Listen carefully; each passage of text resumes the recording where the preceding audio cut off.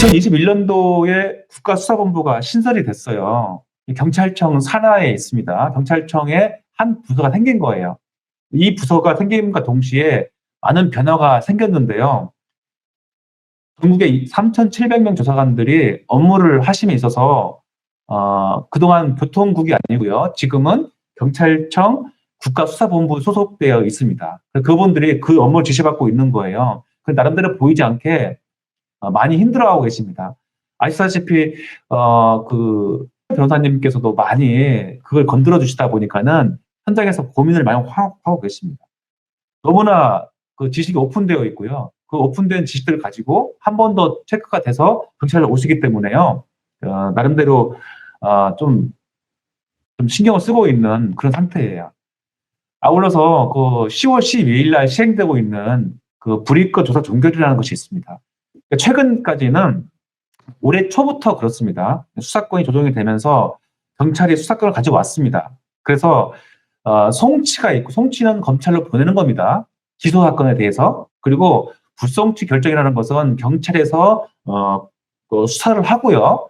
검찰로 보낼 수 없는 사건들을 저희가 가지고 있는데, 다만 검사한테 한번 보냈다가 한 30일 있다 다시 또 이제 그 회수하는 그런 형식을 취하고 있습니다. 다시 말하면 불송치라는 것은 기소냐 불기소냐 애매모호했을 때, 또 피의자를 이끌었을 때 그 상태에서 결정을 시키기 위해서 한 번 더 걸러준 역할을 하고 있다는 말씀.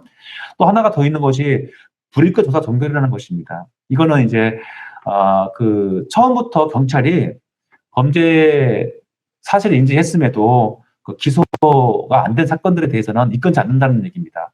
그동안까지는 다 피의자를 입건시켜서 전과자를 양산시켰었는데 지금은 하지 않는다, 그렇게 말씀을 드리고 있고요. 다만 대상을 4주 미만으로 하고 있다, 그렇게 이해했으면 좋겠습니다.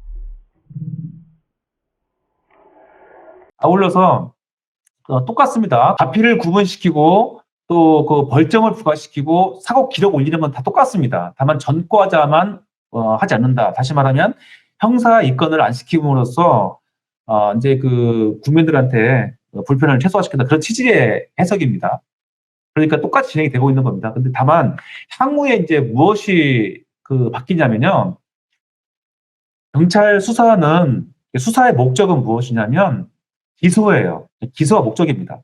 근데 경찰에서 교통조사를 건드려주기 시작하실 때 그 사건이 처벌되는 것만 건들게 되어 있습니다. 그게 맞다고 보여지고요.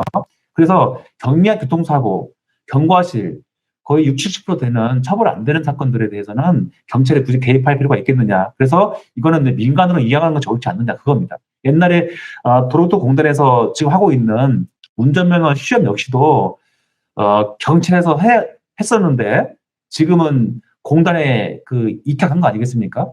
그러니까 그런 식이에요. 향후에는 경미한 교통사고에 대해서는 경찰에서 안 하고 타 기관에 줄 걸로 이제 예측이 되고 있습니다. 아울러서 경찰에서 한다고 하더라도요, 그거는 단순하게, 그러니까 막 깊이 있게 개입하지 않고요, 보험 투자만 할 수 있도록 그렇게 진행을 한다고 이제 이해하면 좋을 것 같습니다. 일단 개인 생각이지만 그런 부분들은 예측이 가능하다고 보여집니다. 아울러서 전문가 집단하고요, 이를 관리하게 될 그 부서가 필요한 겁니다. 기관이 필요한 거예요. 저는 개인적으로는 교통사고 감정사 분들의 전문성하고요. 또 하나는 교통사고 감정사 협회에서의 움직임이 이런 부분을 향후에 받아들일 수 있도록 준비했으면 좋겠다. 그러니 꼭 기대가 되고 있습니다. 마지막으로 발전 방향을 보신다 그러면 감정사들의 역할이 역량이 강화돼야 됩니다. 그리고 협회가 이제 대외 활동을 했으면 좋겠다는 말씀을 드립니다. 아울러서 감정사 명칭이 지금은 좀 분명치 않습니다. 그래서 이것이 법제화가 돼서요, 법의 도로교통법에서 그걸 다루고 있기 때문에요, 그걸 좀 집어넣는다 그러면 훨씬 좋을 것 같습니다. 지난번 국토부에서 하고 있는 안전지도사라든지 그런 부분 되게 좀 부러웠었는데, 경찰에서 이런 부분도 해야 되는 거 아니겠느냐, 그렇게 지금 기대하고 있고요. 또 탐정제도, 그러니까 유정 대표님 말씀 주신 것처럼 탐정제도와 연계한 전문성이 확보가 돼야 될 것 같고요. 또 대학교에서도 지금 교통만 접근하면 안 됩니다. 교통행정이거든요. 교통행정과 법률과 공학 같이 연결돼야 됩니다. 그러면 과목이 신설될 수 있다고 보여집니다. 우리 이제 박진혁 교수님이 지금 계시는데 이제 그 학과 개설도 좀 고민할 필요성이 있다고 보여집니다. 이런 부분들도 협회에서 움직여야 될 것 같고요. 공적 기금 활용, 손부협회에서 하고 있는 그 일부 기금을 가지고 활용하고 계시는데 그런 부분도 감정 업무를 통해서 투입할 수 있는 것도 고민할 수 있다고 보여집니다. 단체와의 협력 관계가 있는데요. 이거는 각 지구별로, 지역별로 도지사라든지 시장한테 말씀을 드리게 되면 다 할 수 있습니다. 할 수 있어요. 감정 업무 할 수 있습니다. 우리가 자전거 보험 가입하고 무슨 뭐 이렇게 복지 서비스 하는 것처럼 그런 부분도 충분히 가능하다고 보여집니다. 이것도 자치단체 협력 관계도 감정사 협회에서 해주셨으면 고맙겠다. 특히 국회의원들하고 인간관계도 되게 중요하다고 보여집니다. 마지막으로 그 유정익 대표님께서 이제 주장하셨었는데 이 감정사 비용이 그 보험에서 할 수 있는 부분이 있다고 그렇게 얘기하고 있습니다. 근데 그건 맞는 것 같아요. 이걸 경찰에 신고를 해서 그 분석 받는 것이 아니고요.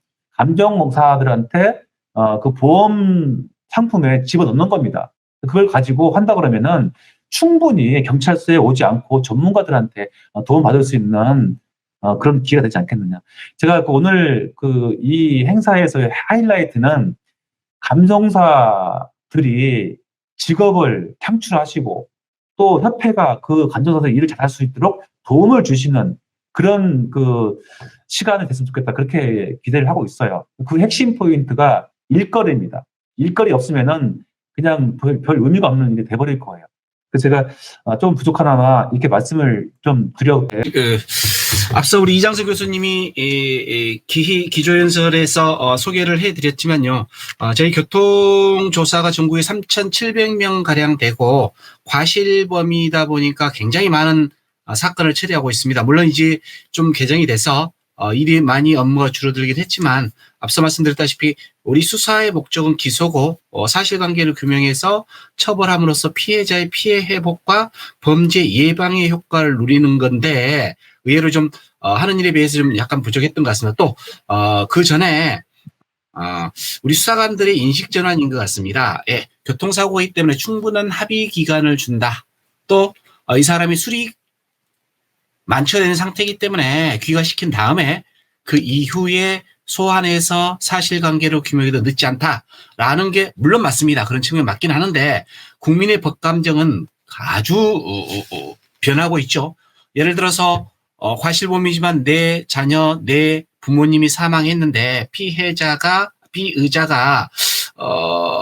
자유롭게 돌아간다면 약간 법감정이 떨어진 부분이 있습니다. 실례로 얼마 전이죠. 서초경찰서에서 모 국회의원 자녀가 음주 측정까지 거부한 상태에서 전과까지 있는 상태에서 했음에도 불구하고 신병에 대해서 어떤 사정은 있었겠죠. 차일차일 미루고 더군다나 추석 기간이 한참 지나고 나서 그리고 나서 이제 그 이후에 신병을 했는데 경찰 입장에서는 뭐 다행인지 어쩐지 모르겠지만은 영장실질심사에 이제 참여를 포기했었죠. 그래서 구속은 낸 상황입니다. 그런 것처럼 좀 더 신속하니 적극적으로 해야 될 것 같습니다. 또 우리가 윤창호법이라고 했는데 어제인가 그제 보도 나오니 그게 유언 판결이 났죠.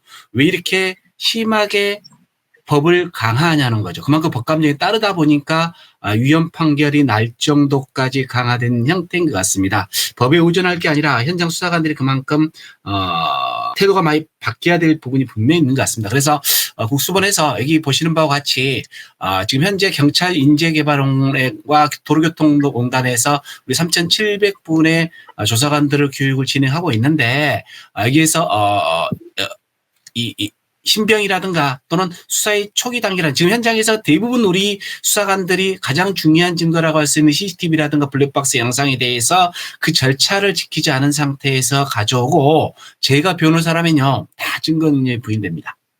다 100% 다 부인되죠.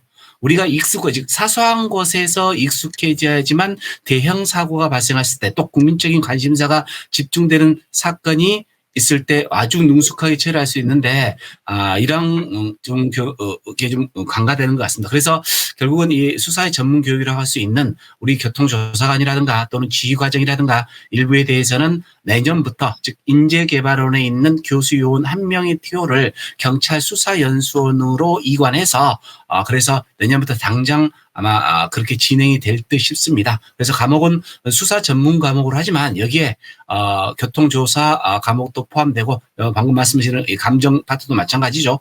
그리고 이게 이제 우리 연수원이 지금 증축을 하고 있는데요. 2026년에는 교통수사학과가 신설돼서 거기에 독자적으로 아마 될 개연성이 상당히 있는 것 같습니다.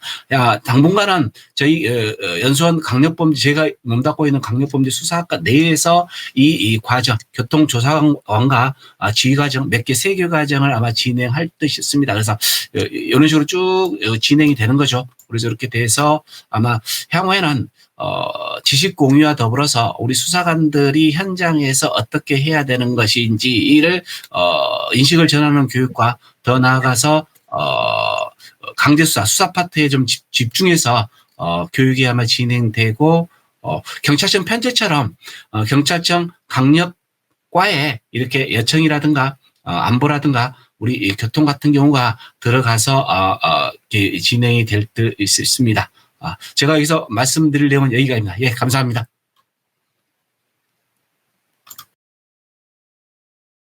네, 말씀 잘 들었습니다.